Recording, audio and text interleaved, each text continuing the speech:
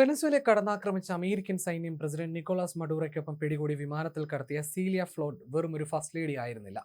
മറിച്ച് മഡൂറോ എന്ന സ്വേച്ഛാധിപതിയുടെ പിന്നിലെ ബുദ്ധിയും കരുത്തുമായിരുന്നു. മഡൂറോയുടെ ജീവിതത്തെക്കാൾ സാഹസികമാണ് ഭാര്യ സീലി ഫ്ലോറൻസിന്റെ കഥ.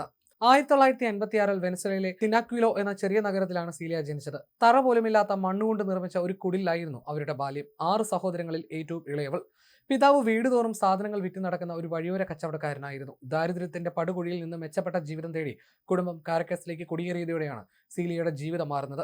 അവിടെ വെച്ച് ക്രിമിനൽ നിയമത്തിൽ അവർ ബിരുദം നേടി. ആദ്യം ഒരു സാധാരണ പോലീസ് സ്റ്റേഷനിൽ മൊഴി പകർത്തി എഴുതുന്ന ജോലി ചെയ്തിരുന്ന സീലിയയുടെ രാഷ്ട്രീയ ബോധം ഉണരുന്നത് 1989-ലെ ഇന്ധനവില വർധനവിനെ തുടർന്നുണ്ടായ കലാപങ്ങളോടെയാണ്.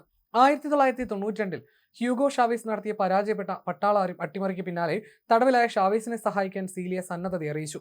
ഷാവേസിന്റെ അഭിഭാഷകയായി മാറിയ സീലിയ അക്കാലത്താണ് മറ്റൊരു യൂണിയൻ നേതാവായ നിക്കോളസ് മഡൂറോയെ പരിചയപ്പെടുന്നത്. അന്നത്തെ ആ സൗഹൃദം പിന്നീട് വിവാഹത്തിലേക്കും വെനസ്വേലയുടെ അധികാര സിംഹാസനത്തിലേക്കും അവരെ നയിച്ചു. വെനസ്വേലൻ രാഷ്ട്രീയത്തിൽ ശത്രുക്കൾക്ക് സീലിയ ഒരു പേടി സ്വപ്നമായിരുന്നു. ഷാവേസിന്റെ വിശ്വസ്തയായിരുന്ന അവർ പിന്നീട് രാജ്യത്തെ അറ്റോർണി ജനറലായി. ഷാവേസിന്റെ മരണശേഷം ഭർത്താവ് മഡൂറോ പ്രസിഡന്റ് ആയതോടെ സീലിയ വെനസ്വേലയുടെ നിഴൽ ഭരണാധികാരിയായി മാറി. എതിരാളികളെ പാപികളെന്ന് വിളിച്ച് അധിക്ഷേപിക്കാനും കടുത്ത നിലപാടുകൾ എടുക്കാനും അവർക്ക് മടിയുണ്ടായിരുന്നില്ല. അതുകൊണ്ട് തന്നെ അന്താരാഷ്ട്ര മാധ്യമങ്ങൾ അവരെ ലേഡി മാക്ബത്ത് എന്ന് വിളിച്ചു. വെനസ്വേലൻ നാഷണൽ അസംബ്ലിയുടെ അധ്യക്ഷയായും പവർ ബ്രേക്കറായും തിളങ്ങിയ സീലിയ മഡൂറോയുടെ ഓരോ നീക്കത്തിനു പിന്നിൽ ഉണ്ടായിരുന്നു. എന്നാൽ ട്രംപിന്റെ മിന്നൽ ആക്രമണത്തിൽ മഡൂറോയ്ക്കൊപ്പം സീലിയയും പിടിക്കപ്പെട്ടതോടെ ഒരു യുഗത്തിനാണ് അന്ത്യമായിരിക്കുന്നത്. തന്റെ വിപ്ലവീര്യം കൊണ്ട് വെനസ്വേലയെ വിറപ്പിച്ച ഈ സ്ത്രീ ഇനി അമേരിക്കൻ നിയമത്തിന് മുന്നിൽ മറുപടി പറയേണ്ടി വരും. 1990-കളുടെ അവസാനത്തിൽ വെനസ്വേലൻ വിപ്ലവ നായകൻ ഹ്യൂഗോ ഷാവേസിന്റെ അടുത്ത അനുയായി മാറിയതോടെയാണ് മഡൂറോയുടെ രാഷ്ട്രീയ ജീവിതം മാറിയത്.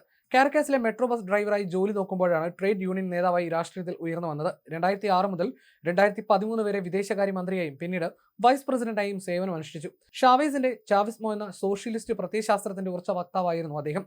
തന്റെ മരണത്തിന് മുൻപ് ഷാവേസ് തന്നെ മഡൂറോയെ പിൻഗാമിയായി പ്രഖ്യാപിക്കുകയായിരുന്നു. 2013-ൽ ഷാവേസിന്റെ മരണശേഷം മഡൂറോ അധികാരം പിടിച്ചെടുത്തതു മുതൽ വെനസ്വേലയുടെ കഷ്ടകാലം തുടങ്ങിയായിരുന്നു. വധശ്രമത്തിൽ നിന്ന് നിരവധി തവണ രക്ഷപ്പെട്ട കഥയും മഡൂറോയ്ക്കുണ്ട്. വെനസ്വേലൻ സൈന്യത്തിന്റെ 81-ാം വാർഷികാഘോഷ ചടങ്ങിൽ സംസാരിക്കുന്നതിനിടെ ഹോളിവുഡ് സിനിമകളെ വെല്ലുന്ന രീതിയിൽ ആക്രമണം നടന്നിരുന്നു. പറന്നു വന്ന ഡ്രോണുകൾ പ്രസിഡന്റിന് മുന്നിൽ പൊട്ടിത്തെറിച്ചുവെങ്കിലും മഡൂറോ അത്ഭുതകരമായി രക്ഷപ്പെടുകയായിരുന്നു. ബഹുഭൂരിപക്ഷം ജനങ്ങളും വെറുത്തിട്ടും പ്രതിപക്ഷ പാർട്ടികളെയൊക്കെ നിശബ്ദരാക്കി മഡൂറോ അധികാരത്തിൽ തുടരുകയായിരുന്നു. ഇതിനിടയിലാണ് ഇത്തരമൊരു തിരിച്ചടി. മയക്കുമരുന്ന് സംഘങ്ങൾക്ക് സഹായം നൽകുന്നുവെന്ന് ആരോപിച്ചാണ് വെനസ്വേലയിൽ അമേരിക്ക ആക്രമണം നടത്തിയത്. ആക്രമണം നടത്തി പ്രസിഡന്റ് മഡൂറോയെ തടവിലാക്കിയ നടപടി ലോകത്തെ ഞെട്ടിച്ചിട്ടുണ്ട്. ലോക സമാധാനത്തിന് വേണ്ടി നിലകൊണ്ട ഡൊണാൾഡ് ട്രംപിന്റെ നടപടി കടുത്ത വിമർശനങ്ങൾക്കും വഴിവെക്കുന്നു. അമേരിക്കൻ സൈന്യത്തിന്റെ ഡെൽറ്റ ഫോഴ്സാണ് വെനസ്വേലൻ പ്രസിഡന്റ് നിക്കോളാസ് മഡൂറോയെയും ഭാര്യയും തടവിലാക്കിയത്. മിലിറ്ററിയുടെ തീവ്രവാദ വിരുദ്ധ സേനയാണ് ഡെൽറ്റ ഫോഴ്സ്. നിക്കോളാസ് മഡൂറോയും ഭാര്യയും എവിടെയാണെന്ന് അറിയില്ലെന്ന് Venezuela vice president Delcy Rodriguez പറഞ്ഞു. മഡൂറോയുടെയും ഭാര്യയുടെയും വസ്തുവകകൾ എവിടെയാണെന്നത് സംബന്ധിച്ച് ഒരു വിവരവും തങ്ങൾക്ക് ലഭിച്ചിട്ടില്ലെന്നും അവർ ജീവനോടെയുണ്ടെന്ന് തെളിവുകൾ വേണമെന്നും ഡെൽസി റോഡ്രിഗസ് ആവശ്യപ്പെട്ടു.